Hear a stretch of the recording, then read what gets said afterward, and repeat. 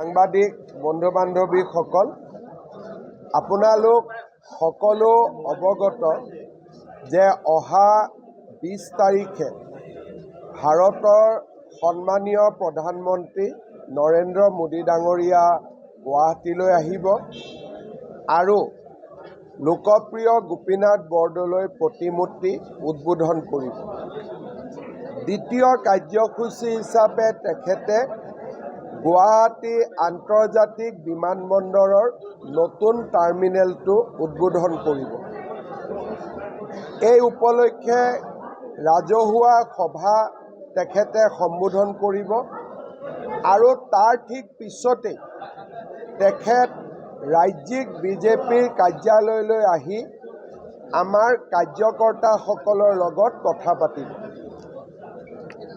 অসম বিজেপিৰ বা আমাৰ ৰাজ্যিক বিজেপিৰ ইতিহাসত এইটো প্ৰথম হ'ব যে প্ৰথমবাৰলৈ ভাৰতৰ প্ৰধানমন্ত্ৰী আমাৰ কাৰ্যালয়লৈ আহিব। মোদী ডাঙৰীয়া বা বাজপেয়ী ডাঙৰীয়া আগতেও অসমলৈ আহিছিলে, কিন্তু ৰাজ্যিক বিজেপিৰ কাৰ্যালয়লৈ তেখেতসকল কেতিয়াও অহা নাছিলে। এইবাৰ আমাৰ বাবে এটা পৰম সৌভাগ্য যে মোদী ডাঙৰীয়া নিজে আমাৰ ৰাজ্যিক বিজেপিৰ কাৰ্যালয়লৈ আহিব। স্বাভাৱিকভাৱে ই আমাৰ বাবে এটা অত্যন্ত আনন্দৰ দিন হ'ব আৰু কাৰ্যালয়লৈ আহোঁতে এটা 1 কিলোমিটাৰ আমি তেখেতৰ সন্মানাৰ্থে আমাৰ কাৰ্যকৰ্তাসকলে ৰোড শ্ব'ৰো আয়োজন কৰিছে। সেইদিনাখনৰ কাৰ্যসূচী সামৰি 21 তাৰিখে ৰাতিপুৱা তেখেতে ব্ৰহ্মপুত্ৰত 25 গৰাকী মেধাৱী ছাত্ৰ ছাত্ৰীৰ সৈতে পৰীক্ষা পে চৰ্চা, পৰীক্ষাত কেনেকৈ সাজু হ'ব লাগে, প্ৰস্তুত হ'ব লাগে, তাৰ ওপৰত তেখেতে চৰ্চা কৰিব প্ৰায় আধা ঘণ্টা 40 মিনিট সময়। তাৰ পিছত তেখেত শ্বহীদ স্মাৰকলৈ আহিব, অক্ষয় বন্তিত শ্ৰদ্ধাঞ্জলি জনাব আৰু শ্বহীদ স্মাৰকত থকা মাৰ্টায়াৰ্ছ গেলাৰী বা শ্বহীদ গেলাৰীলৈ তেওঁ যাব। 860 গৰাকী শ্বহীদৰ প্ৰথমগৰাকী শ্বহীদ খৰ্গেশ্বৰ তালুকদাৰৰ প্ৰতিমূৰ্তিত তেখেতে মাল্য অৰ্পণ কৰিব আৰু মোদী ডাঙৰীয়াই যেতিয়া অক্ষয় বন্তিত মাল্য অৰ্পণ কৰিব, নেপথ্যত আমাৰ শিল্পীসকলে শ্বহীদ প্ৰণামোতুমা গীতটিও পৰিৱেশন কৰি থাকিব। শ্বহীদ স্মাৰকৰ কাৰ্যসূচী সামৰি তেখেত ডিব্ৰুগড়লৈ যাব। ডিব্ৰুগড়ৰ পৰা নামৰূপ 12 লাখ মেট্ৰিক টনৰ ইউৰিয়া উৎপাদন কৰিব পৰা নতুন এটা সাৰ কাৰখানাৰ ভূমি পূজন মোদী ডাঙৰীয়াই সম্পূৰ্ণ কৰিব আৰু তাৰ পিছত তেখেত নতুন দিল্লীলৈ উভতি যাব। মোদী ডাঙৰীয়াৰ কাৰ্যসূচী শেষ হোৱাৰ লগে লগে 29 ডিচেম্বৰত ভাৰতৰ গৃহমন্ত্ৰী অমিত শ্বাহ ডাঙৰীয়া গুৱাহাটীলৈ আহিব। গুৱাহাটীত তেখেতে পুলিচ আয়ুক্তৰ নতুন কাৰ্যালয় উদ্বোধন কৰিব। গুৱাহাটীৰ CCTV ব্যৱস্থা তেওঁ উদ্বোধন কৰিব আৰু গুৱাহাটীত আমি নিৰ্মাণ কৰা জ্যোতি বিষ্ণু সাংস্কৃতিক প্ৰকল্প, যি পূৰ্ব ভাৰতৰ ভিতৰতে আটাইতকৈ ডাঙৰ, উত্তৰ পূৰ্বাঞ্চল নহয়, সমগ্ৰ পূৰ্ব ভাৰতৰ ভিতৰতে আটাইতকৈ ডাঙৰ প্ৰেক্ষাগৃহ হ'ব। 5000 লোকে বহি অনুষ্ঠান চাব পাৰিব। এই প্ৰেক্ষাগৃহটোৰ তেখেত শুভ উদ্বোধন কৰিব আৰু সিদিনাখনেই তেখেতে বৰদোৱালৈ গৈ মহাপুৰুষ শ্ৰীমন্ত শংকৰদেৱৰ জন্মভূমিত আমি নিৰ্মাণ কৰা জন্মভূমি প্ৰকল্পও তেখেতে উদ্বোধন কৰিব। অৰ্থাৎ 20 আৰু 29 তাৰিখ দুজন আমাৰ নেতা অসমলৈ আহিব, প্ৰধানমন্ত্ৰী, গৃহমন্ত্ৰী। 26 আৰু 27 তাৰিখে আমাৰ ৰাজ্যিক কাৰ্যনিৰ্বাহক আৰু ষ্টেট কাউন্সিল এই দুইখনৰ বৈঠক অনুষ্ঠিত হ'ব।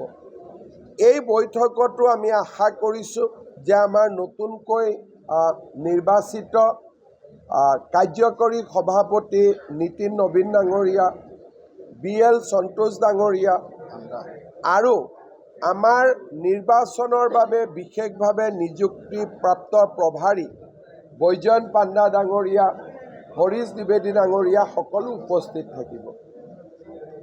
অহা কালিৰে পৰা গোটেই ডিচেম্বৰ মাহটো আমাৰ এটা নহয় এটা কাৰ্যসূচী থাকিবই। সেই বিষয়ে ৰাজ্যিক সভাপতি দিলীপ শইকীয়াৰ লগত আজি মই কাৰ্যকৰ্তাসকলৰ লগত বহি এটা আলোচনাত মিলিত হ'লোঁ। যোৱাকালি মই ডিব্ৰুগড়ত আমাৰ ডিব্ৰুগড় তিনিচুকীয়াৰ কাৰ্যকৰ্তাসকলৰ লগত আলোচনা কৰিছিলোঁ আৰু মই ভাবোঁ যে এই আটাইকেইটা কাৰ্যসূচী আমাৰ কাৰ্যকৰ্তাসকলৰ প্ৰচেষ্টাত সুকলমে পাৰ হৈ যাব।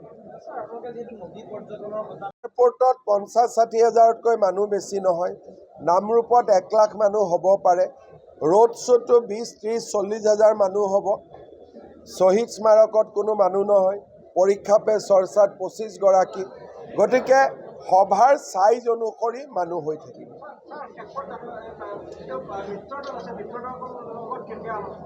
মিত্ৰ দলৰ লগত মই আলোচনা ইতিমধ্যে কৰি আছোঁ।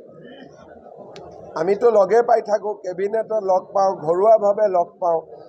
AGP আৰু আমাৰ বাকী গোটেই মিত্ৰ দলসকলৰ লগত TMKP, গণশক্তি বা আমাৰ ৰাভা আছং যৌথ মঞ্চ আমি কথা বতৰা পাতি আছোঁ। আমি মিটিঙত বহি আৰু কেমেৰাত মিটিং কৰিব নালাগে। মই ৰাতিপুৱা গধূলি কথা পাতি আছোঁ, চবৰ লগতে কথা পাতি আছোঁ। ডেইলি মই লগত, মোৰনো কি আছে, গাড়ীত যাওঁতে মোবাইলত মই ফোন কৰোঁ। গতিকে আমাৰ কামটো 24 আৱাৰ্ছ। আমাক লিলি হোটেল নালাগে আৰু মিত্ৰতাৰ কথা পাতিব। ফাইনেল হোৱাৰ দিনাখন BJP অফিচত বা AGP অফিচত আমি গৈ পেলাই এনাউন্স কৰি দিম। কিন্তু আলোচনা আমাৰ চলি আছে আৰু বহুদূৰ আগবাঢ়িও গৈছে। চেষ্টাটো দুইটা দলৰ, BJPৰ লগততো দুইটা দলে আছে বা NDAটো আছে, কিন্তু প্ৰেক্টিকেল ফিল্ডখনো চাব লাগিব। আমি আলোচনা কৰি গৈ থাকোঁ, এপ্ৰিললৈকে সময় আছে। Thank you. প্ৰধানমন্ত্ৰী ডাঙৰীয়া যেতিয়া কাজিৰঙাত গৈছিলে, যোৱা বছৰ কাজিৰঙাত আমি অভিলেখ পৰ্যটক পাইছিলোঁ, কাৰণ মোদী ডাঙৰীয়াই তেখেতৰ সামাজিক মাধ্যমৰ যোগেদি কাজিৰঙাক যথেষ্ট প্ৰমোট কৰিছিল। লুইতৰ প্ৰতি মোদী ডাঙৰীয়াৰ এটা ডাঙৰ দুৰ্বলতা আছে। জাপানৰ প্ৰধানমন্ত্ৰীৰ লগতো তেখেতে যিটো আলোচনা কৰাৰ কথা আছিল, তাৰ কাৰণেও লুইতৰ বুকুতে তেখেতে কৰাৰ বাবে সিদ্ধান্ত লৈছিল। সেয়া সম্ভৱ নহ'ল। প্ৰধানমন্ত্ৰী ডাঙৰীয়াৰ বহুদিনৰ ইচ্ছা আছিল যে লুইতৰ বুকুত তেওঁ লুইতত অলপ সময় খৰচ কৰিব। 25 গৰাকী ছাত্ৰ ছাত্ৰীৰ সৈতে চৰ্চা কৰাৰ লগে লগে মই ভাবোঁ যে ব্ৰহ্মপুত্ৰক পৰ্যটনৰ কাৰণে আমি ব্যৱহাৰ কৰাৰ প্ৰচুৰ সম্ভাৱনা এটাও সৃষ্টি হ'ব। প্ৰধানমন্ত্ৰী ডাঙৰীয়াৰ এইবাৰৰ কাৰ্যসূচী প্ৰতীকী ৰূপত অতি গুৰুত্বপূৰ্ণ। লুইতৰ বুকুত তেখেতৰ পৰীক্ষা পে চৰ্চা, অসম আন্দোলনৰ জাতীয় শ্বহীদসকলৰ প্ৰতি শ্ৰদ্ধা, গোপীনাথ বৰদলৈৰ প্ৰতি শ্ৰদ্ধা আৰু অসমৰ ৰাইজৰ আশা আকাংক্ষাৰ প্ৰতীক নামৰূপৰ সাৰ কাৰখানাৰ কামৰ শুভাৰম্ভ। টাৰ্মিনেল বিল্ডিঙৰ বিষয়ে মই যথেষ্ট আপোনালোকক কৈছোঁৱেই যে ভাৰতৰ ভিতৰতে এটা লেখত ল'বলগীয়া সুন্দৰ টাৰ্মিনেল বিল্ডিং এটা আমি পাম।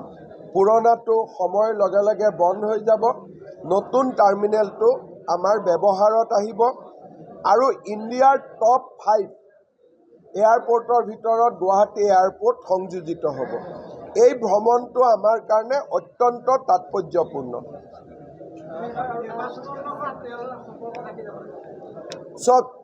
চৰকাৰ 5 বছৰ কাৰ্যকাল হয়। 5 বছৰৰ কাৰ্যকাল আৰম্ভ হওঁতে মই বহুতবিলাক পৰিকল্পনা কৰিছিলোঁ।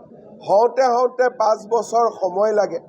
গতিকে এতিয়া প্ৰজেক্টবিলাক শেষ হৈ আছে আৰু এজনৰ পিছত এজনকৈ আমাৰ অতিথি আহিব প্ৰজেক্টবিলাক উদ্বোধন কৰিব।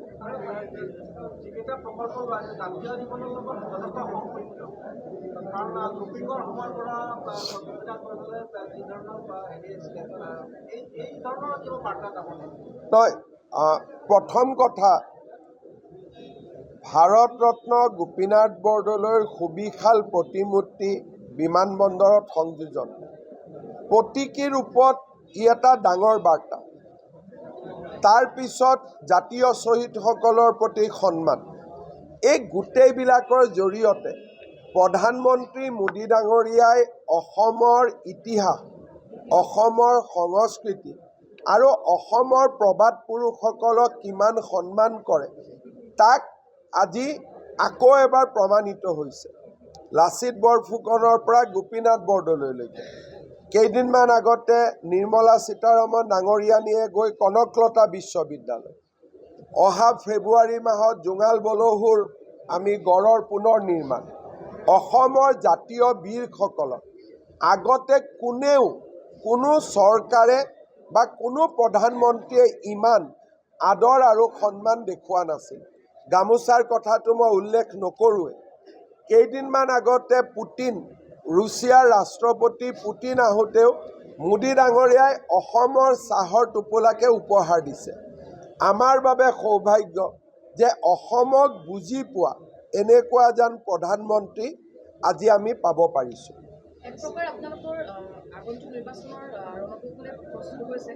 প্ৰধানমন্ত্ৰী ডাঙৰীয়াক আমি নিৰ্বাচনৰ লগত জড়িত নকৰোঁ।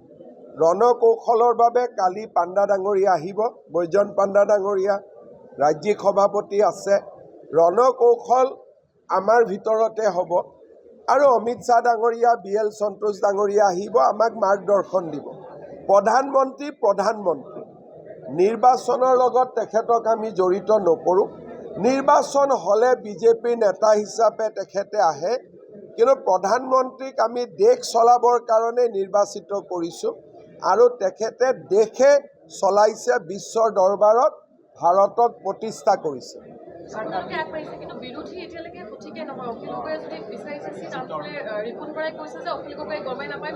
বিৰোধী কংগ্ৰেছে 2036 চনৰ কাৰণে প্ৰস্তুতি চলাই আছে। 2036ত যাতে কংগ্ৰেছ চৰকাৰ হ'ব পাৰে তেওঁলোকে তাৰ প্ৰচেষ্টাত আছে। 26 আৰু 31 আমাক অলৰেডি দি থৈ দিছে। সেইটো কাৰণে মই নাভাবোঁ যে আজিও ক'ৰবাত কংগ্ৰেছৰ প্ৰস্তুতি আছে, মই তেনেকৈ নাভাবোঁ। এটা ভোট বেংক নিশ্চিতভাৱে আছে। কংগ্ৰেছে কেণ্ডিডেট দিয়ক নিদিয়ক, একেবাৰে যদি আজি কংগ্ৰেছে তামিলনাডুৰ পৰাও ইয়াত আহি কাৰোবাক MLA উঠায়, নিৰ্দিষ্ট ভোট এটা পাবই। গতিকে সেই ভোট বেংকটো তেওঁলোকৰ আছে, কিন্তু তাক বাদ দি মই নাভাবোঁ যে তেওঁলোকে 26 আৰু 31 চনৰ বাবে কিবা চেষ্টা চলাই আছে বুলি। নাই, লাষ্টত অখিল গগৈ নিজৰ চিটটো জিকিব লাগে। সেইকাৰণে অখিল গগৈয়ে এটা সময়ত কংগ্ৰেছৰ ওচৰত আত্মসমৰ্পণ কৰিবই। এটা চিটেই দিব কংগ্ৰেছে আৰু মৰম কৰি ক'ৰবাত হাৰা 2টা চিট এটা দিব পাৰে। অখিল গগৈয়ে যিমান কৈ আছে তেওঁ সিমান কৰিব নোৱাৰে। সদায়তো ডেটেই দি থাকে, 1 জানুৱাৰীৰ পৰা আৰম্ভ কৰিম, 1 ডিচেম্বৰৰ পৰা আৰম্ভ কৰিম। অখিল গগৈ বৰ্তমান ফেচবুক কৰে আৰু ফেচবুকত তেওঁৰ বিৰুদ্ধে কোনোবাই কমেণ্ট দিলে সেই মানুহকেইটাৰ লগত ডিজিটেলি তেওঁ কাজিয়া পেচাল কৰে। গতিকে তেওঁ এতিয়া ডিজিটেল মাধ্যমৰ মানুহ, প্ৰেক্টিকেল ফিল্ডৰ তেওঁ এতিয়া নহয় আৰু।